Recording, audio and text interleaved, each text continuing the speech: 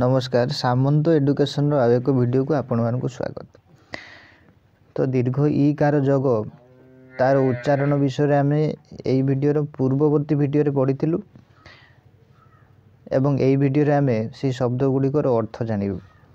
तो गोटे वीडियो रे शब्द गुड़िकर उच्चारण एवं तार अर्थ दुईटा जाक कहलू वीडियोटी बहुत लंबा हो जाऊँ। तेणु जेहेतु शॉर्ट्स रो जुग अधिक समय देखापी कहीं पसंद करूना, तेणुक दुईटी वीडियो मुझे तैयारी कर। तो यही वीडियो देखा शब्द गुड़िकर अर्थ कौन अच्छी। देखो प्रथम शब्द कौन अच्छी। प्रथम शब्द अच्छी वीणा। बरे दीर्घ मूर्धन्य आकार। वीणा एक वाद्य यंत्र।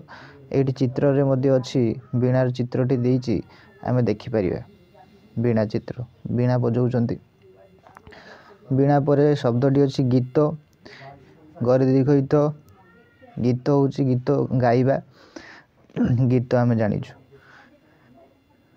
गीत पर कौन अच्छी तीर। तरे दीर्घ हीर तार अर्थ हूँ कूल बा तट। आउ गोटे जमती नदीर तीर अर्थात नदीर कूल।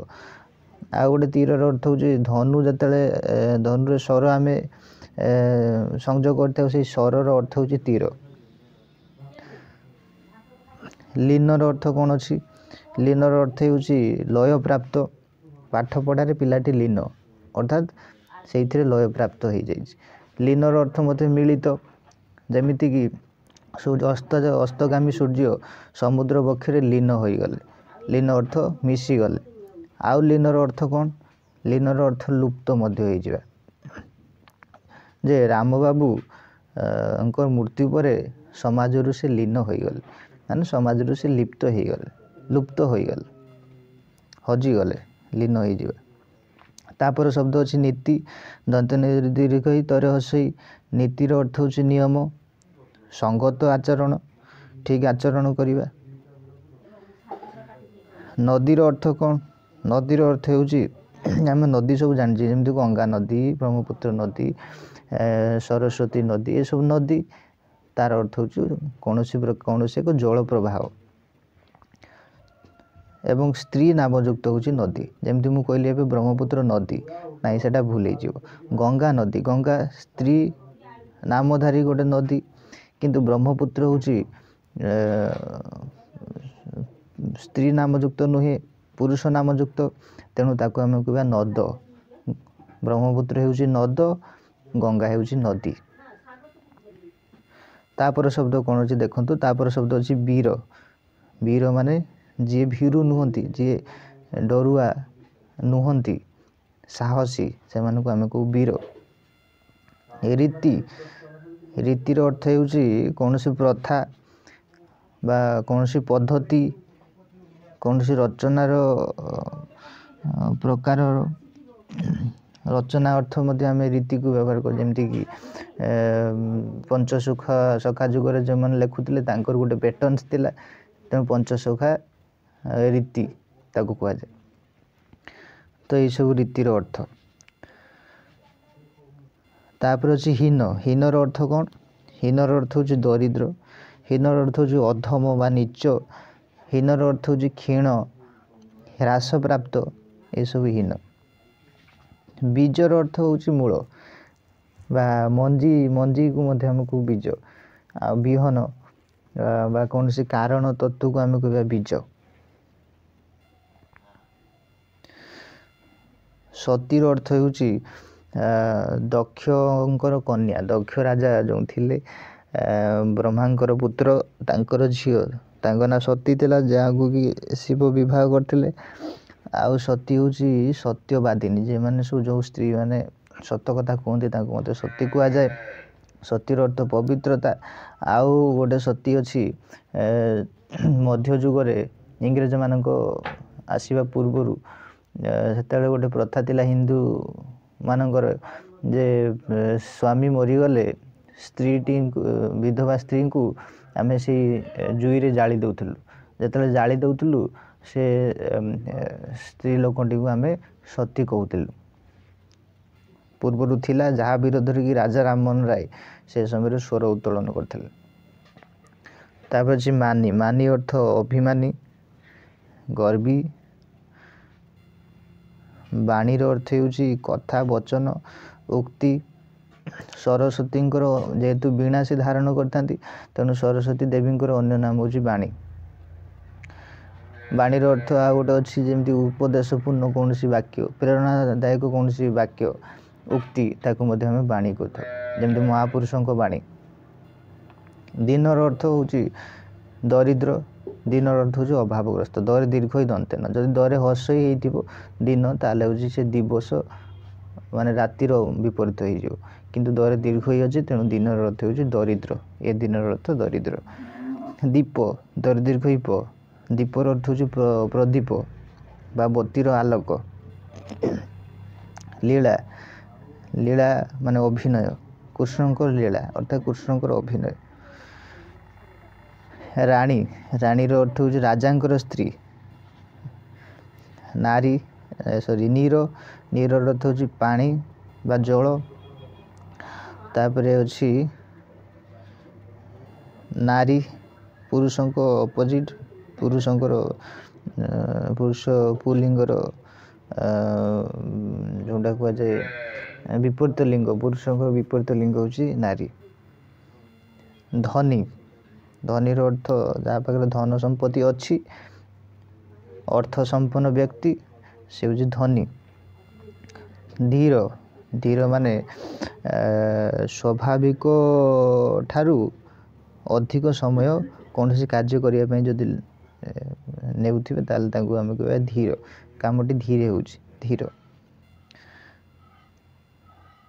ଧୀର ପରେ କ'ଣ ଅଛି ଦେଖିବା, ଭୀତ। ଧୀର ପରେ ଅଛି ଭରେ ଦୀର୍ଘଇତ, ଭୀତ ଅର୍ଥ ଭୟ। ଶଶୀର ଅର୍ଥ କ'ଣ, ଚନ୍ଦ୍ର, ତାଙ୍କ ଅନ୍ୟ ନାମ ଶଶୀ। ପୀଡ଼ା ଅର୍ଥ କଷ୍ଟ ବା ଦୁଃଖ। ଶୀତର ଅର୍ଥ ହେଉଛି ଥଣ୍ଡା ଅନୁଭବ କରିବା।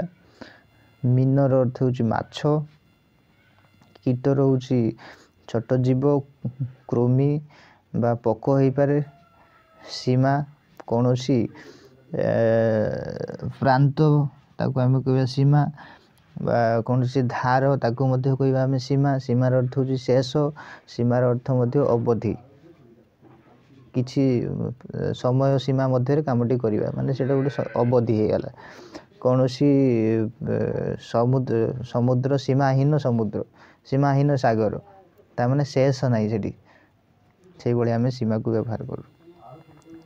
ଫଣୀ, ଫଣୀର ଅର୍ଥ ହେଉଛି ଫଣାଯୁକ୍ତ ସାପ ବା ବାସୁକୀ ନାଗର ଅନ୍ୟ ନାମ ମଧ୍ୟ ଫଣୀ। ଶେଷରେ ଅଛି ମାତା ସୀତା,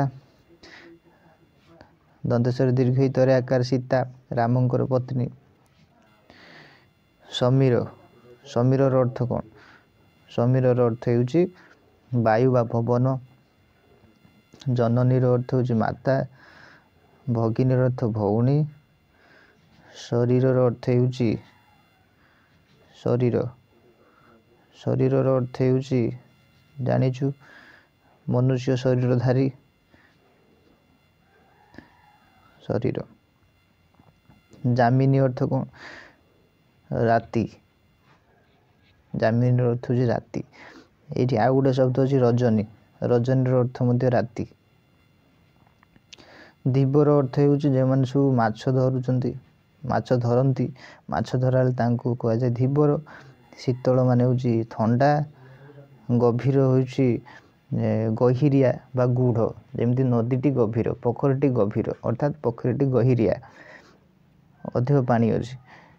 କିନ୍ତୁ ଆମେ କେଉଁ ବେଳେ ଗୂଢ଼ ରହସ୍ୟ, ଗଭୀର ରହସ୍ୟ, ତା ଅର୍ଥ ମଧ୍ୟ ଆମେ ବ୍ୟବହାର କରୁ ଗଭୀରକୁ। ଜୀବନର ଅର୍ଥ ହେଉଛି ଜୀବନ, ତ ଆମେ ଜାଣିଛୁ ଯିଏ ଜୀବିତ ଅଛନ୍ତି, କାହିଁକି ଜୀବିତ ଅଛନ୍ତି ନା ତାଙ୍କ ପାଖରେ ଜୀବନ ଅଛି। ରମଣୀର ଅର୍ଥ ହେଉଛି ସୁନ୍ଦର ନାରୀ ବା ଉତ୍ତମା ନାରୀ ବା ସନ୍ତୋଷଦାୟିନୀ ପତ୍ନୀ, ରମଣୀ।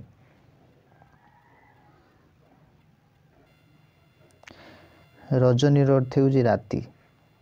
ଏଠି ଯାମିନୀର ଅର୍ଥ ମଧ୍ୟ ରାତି ଥିଲା, ଆମେ ପଢ଼ିଛୁ। ଧରଣୀ, ଧର ମୁଦ୍ରଣର ଦୀର୍ଘ, ଧରଣୀ ଅର୍ଥ ହେଉଛି ପୃଥିବୀ, ଧରା, ବସୁନ୍ଧରା, ବସୁଧା। ତରଣୀର ଅର୍ଥ ହେଉଛି ନୌକା। ଭଉଣୀର ଅର୍ଥ ହେଉଛି ଭାଇ ଭଉଣୀ ଆମେ ଜାଣିଛୁ, ଭାଇଙ୍କର ବିପରୀତ ଲିଙ୍ଗ ଭଉଣୀ। କାହାଳି, କାହାଳି ହେଉଛି ଗୋଟେ ବାଦ୍ୟଯନ୍ତ୍ର। ଏଇଠି କାହାଳିର ଚିତ୍ର ମଧ୍ୟ ଅଛି, ପିଲାଟି ବଜାଉଛି ଗୋଟେ ପ୍ରକାର ବାଦ୍ୟଯନ୍ତ୍ର, ଟିଣରେ ତିଆରି ହେଇଥାଏ, ଚୁଙ୍ଗା ଭଳି, ପେଁକାଳି ଭଳି, ତାକୁ ମଧ୍ୟ ଆମେ କାହାଳି କହିଥାଉ। ପେଁକାଳି ଜାତୀୟ ବାଜା।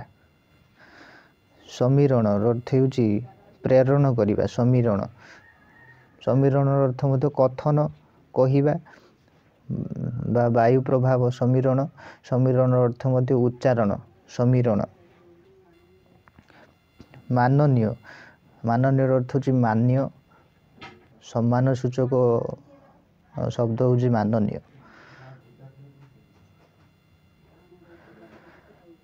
ତାପରେ ଅଛି ବିପରୀତ। ବିପରୀତର ଅର୍ଥ ହେଉଛି ଅଲଟା, ବିରୁଦ୍ଧ, ପ୍ରତିକୂଳ ବା ବିଷମ ବା ଅସ୍ୱାଭାବିକ ମଧ୍ୟ ବିପରୀତ। ରମଣୀୟର ଅର୍ଥ ହେଉଛି ମନୋରମ, ସୁନ୍ଦର, ମନୋହର, ଯେଉଁଟା ରମଣୀୟ। ମହାଦୀପ, ଶିବରାତ୍ରିର ରାତିରେ ଶିବଙ୍କର ମନ୍ଦିର ଚୂଡ଼ାରେ ସ୍ଥାପିତ ହେଉଥିବା ପ୍ରଦୀପ, ତାକୁ ଆମେ ମହାଦୀପ କହିଥାଉ। ତ ଏତିକି ଥିଲା ଶବ୍ଦ ଦୀର୍ଘ ଈକାର ଯୋଗରେ, ଯାହାର ଅର୍ଥ ଆମେ ସବୁ ଶିଖିଲୁ। ତ ଯଦି ଭିଡ଼ିଓଟି ଆପଣଙ୍କୁ ଭଲ ଲାଗୁଛି ତାହେଲେ ଲାଇକ୍ କରନ୍ତୁ, ସେୟାର କରନ୍ତୁ ଏବଂ ଚ୍ୟାନେଲଟିକୁ ସବସ୍କ୍ରାଇବ୍ କରନ୍ତୁ, ଯାହାଫଳରେ ଅନ୍ୟ ଭିଡ଼ିଓ ଗୁଡ଼ିକ ଆପଣ ଯେତେବେଳେ ଆସିବ ଏଇ ଚ୍ୟାନେଲରେ ଦେଖିପାରିବେ। ଧନ୍ୟବାଦ।